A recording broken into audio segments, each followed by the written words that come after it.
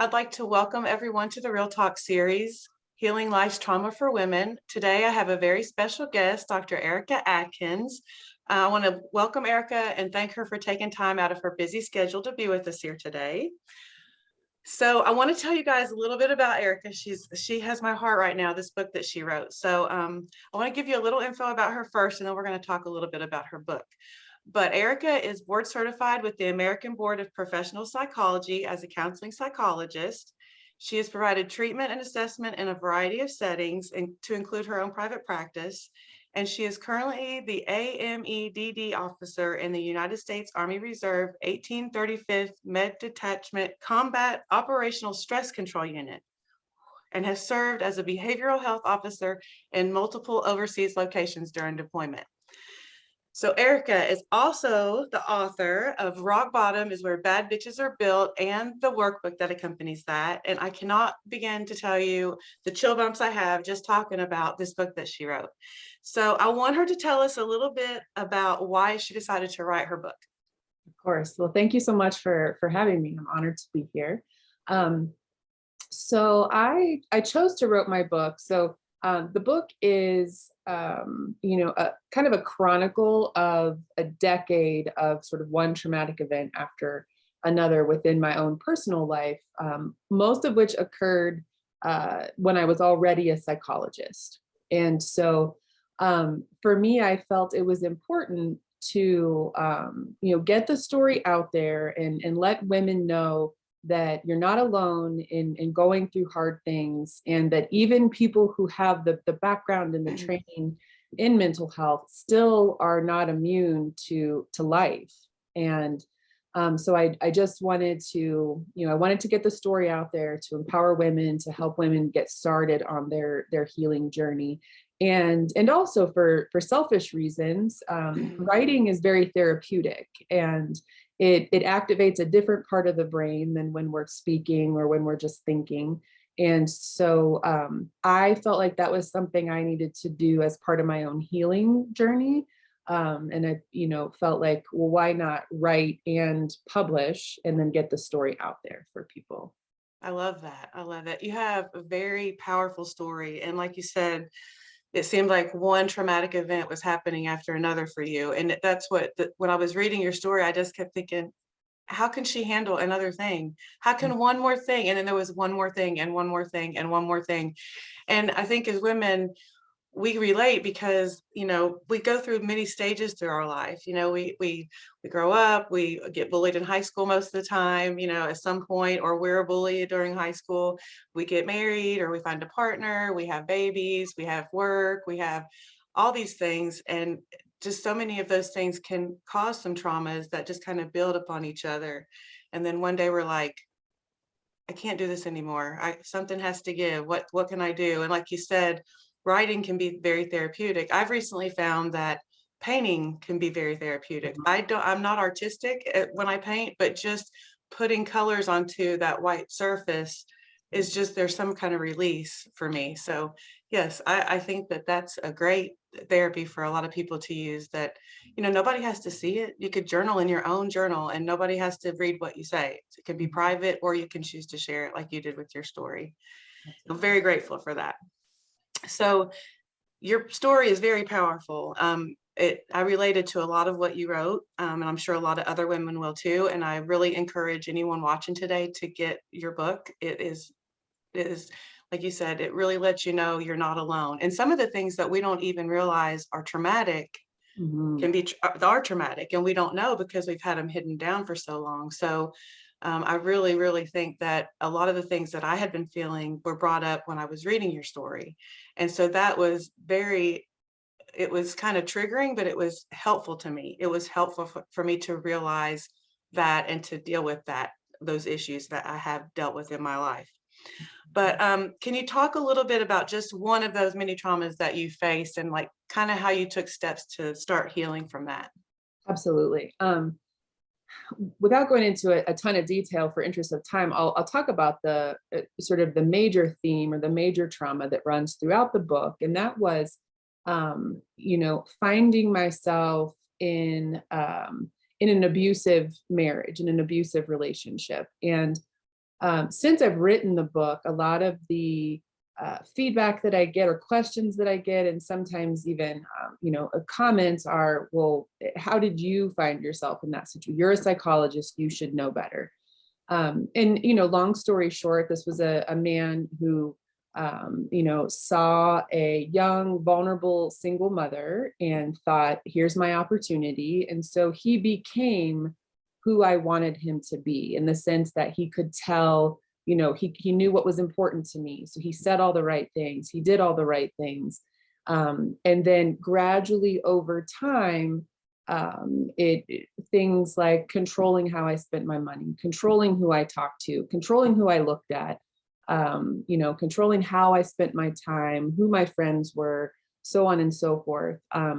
And throughout our relationship, there was a string of infidelities that I had suspicions about, but whenever I would question, I was the crazy one, I was the one just trying to, ruin his life, and so on and so forth. And then when I was pregnant with my youngest, I was about 20 some weeks, I think it was about 19 weeks pregnant, when I found out that he had indeed had an affair, like for certain, and had a child with another woman.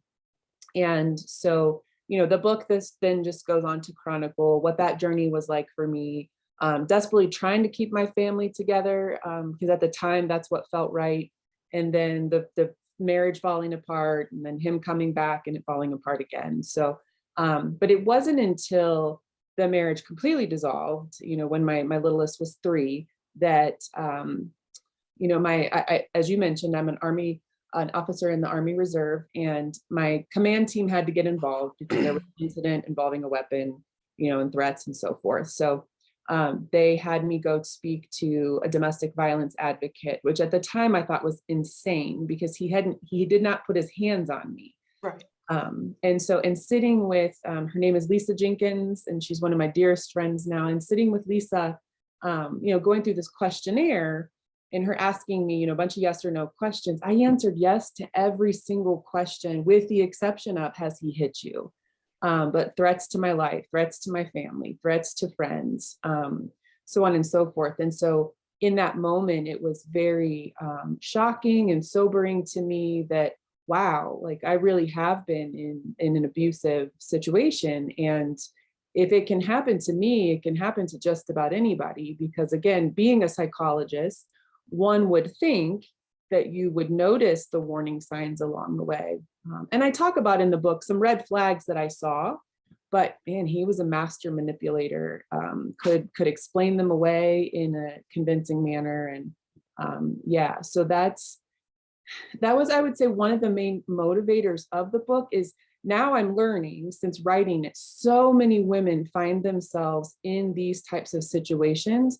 And when someone punches you in the face and gives you a black eye, it's pretty obvious that that's domestic violence. But there are so many other things that are domestic violence, that are abusive and emotional abuse, which can be very damaging and very, harmful to the family and anybody involved. And so that was one of my goals in writing the book, is to help empower and educate women. You deserve better. You don't deserve to be, when you're in a relationship, it should be with someone who loves and supports you and allows you to flourish and grow, instead of trying to hold you back and hold you down. Yes, and I think a lot of women think, okay, my partner hasn't hit me.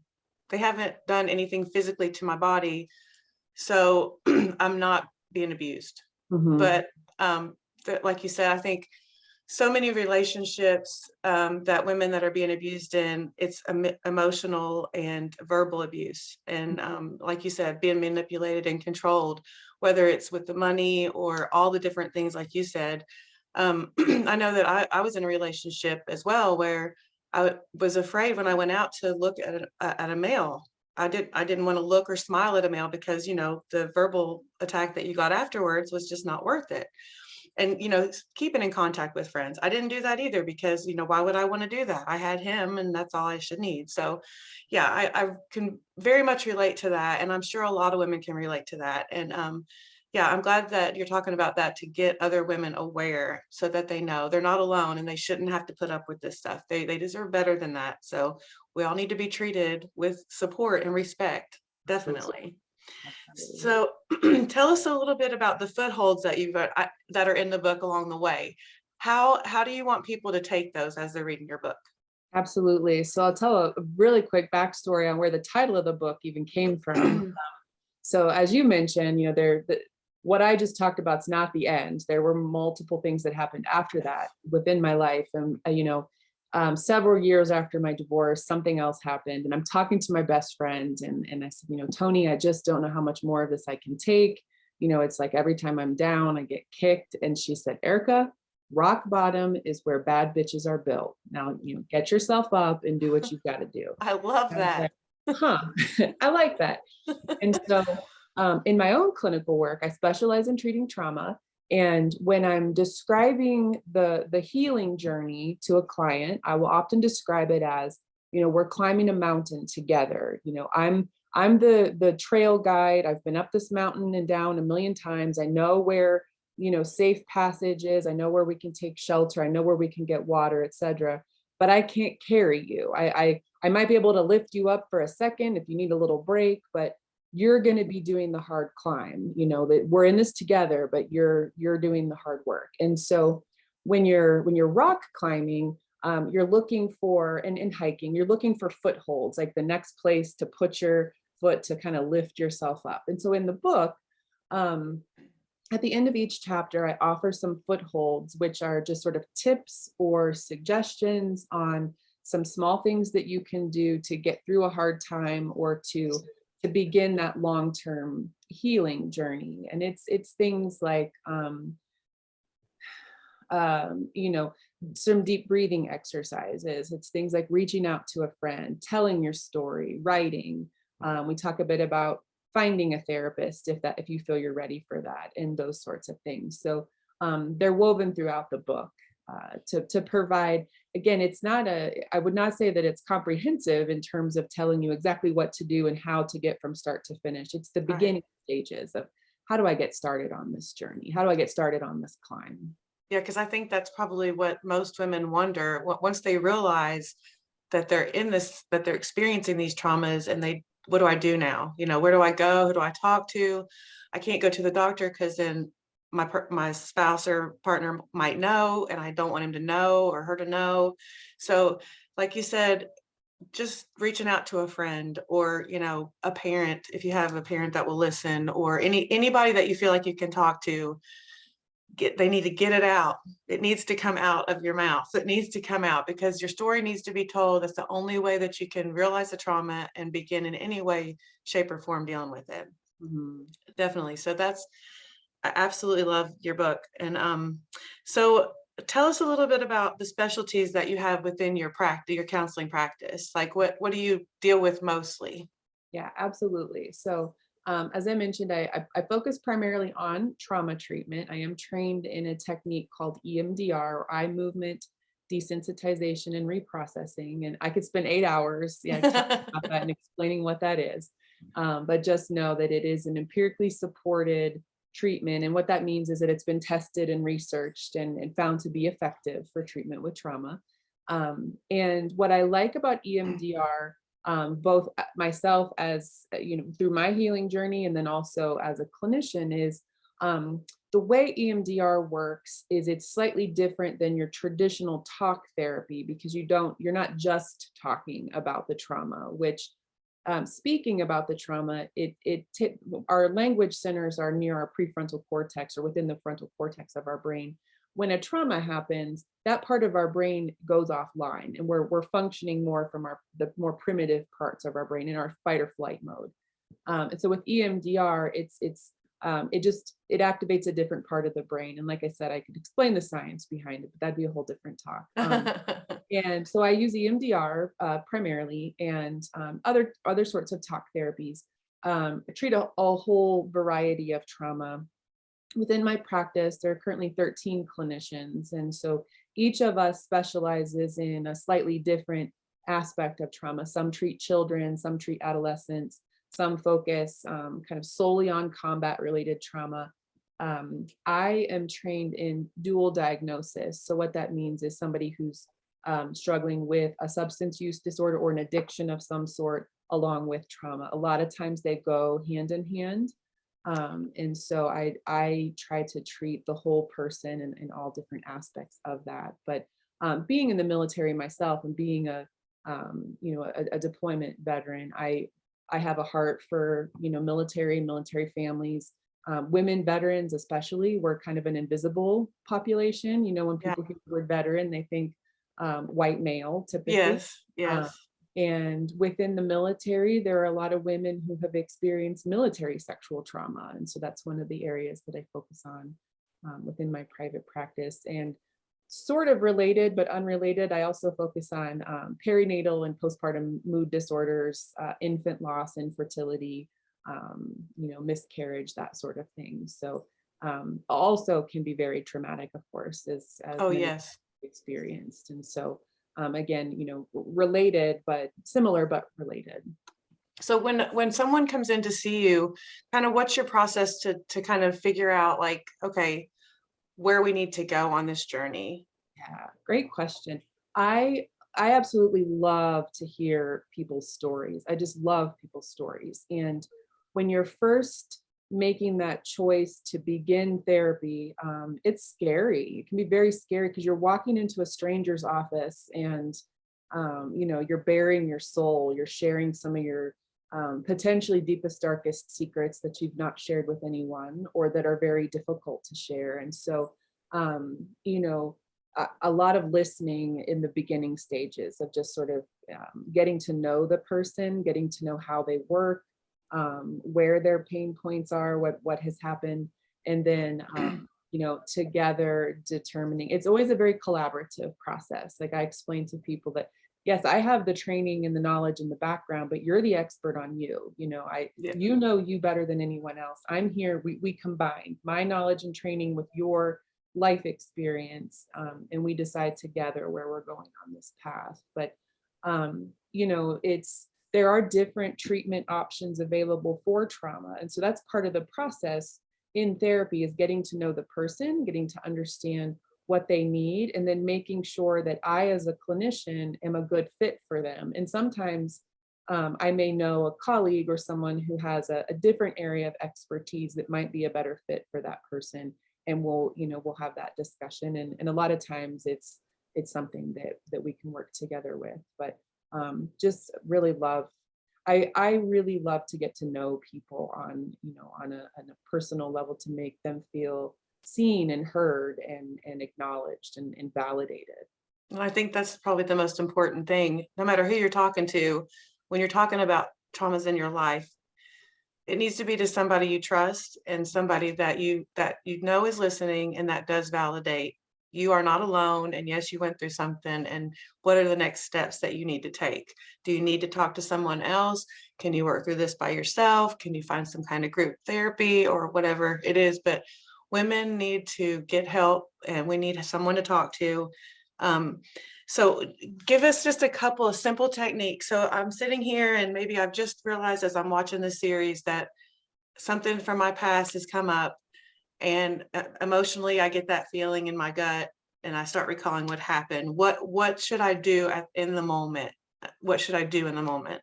Yeah, great question. And in moments like that can feel very unsettling and very disorienting because Hmm. especially if something is sort of coming back to you after a long while. And so some immediate things that we can do are just some simple, what we call grounding exercises. So, what are 5 things that I see, 5 things that I hear, 5 things that I smell or can touch to bring your brain and your body back to this present moment. Because what can happen is when we're flooded by a memory or an intrusive thought of some sort, is our brain, our amygdala doesn't really know the difference between real or perceived danger. And so the amygdala is like, holy crow, we're in danger right now. Let's activate fight or flight. And so grounding exercises of reorienting yourself to the present moment. Again, what do I see? What do I feel? What do I touch?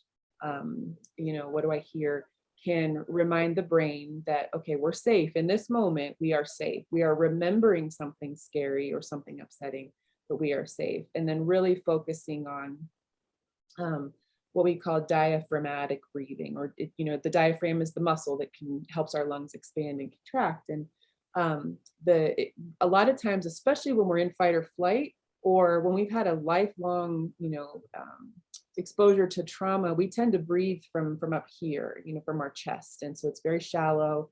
And so as you're trying to, orient yourself to the moment, really focus on big deep breaths from your belly, and even, inhaling to the count of 4, pausing and holding to the count of 4, exhaling to the count of 4, and then holding again to the count of 4. It's box breathing, square breathing, tactical breathing. We call it several different things. But what that does, it kind of helps reset the sympathetic nervous system. And so it allows your body the chance to get its bearings and, realize that there's no danger in the present moment and that you're okay. And there's a nerve that we have called our vagus nerve that starts in the base of our brain and it runs down through our abdominal cavity. It's not within the spinal column, it's free floating. And it plays a big role in that fight or flight mechanism. It also plays a role in, digestion and that sense of nausea and vomiting is the vagus nerve playing a role there. And when we take, so first of all, when we're in fight or flight, that nerve is active.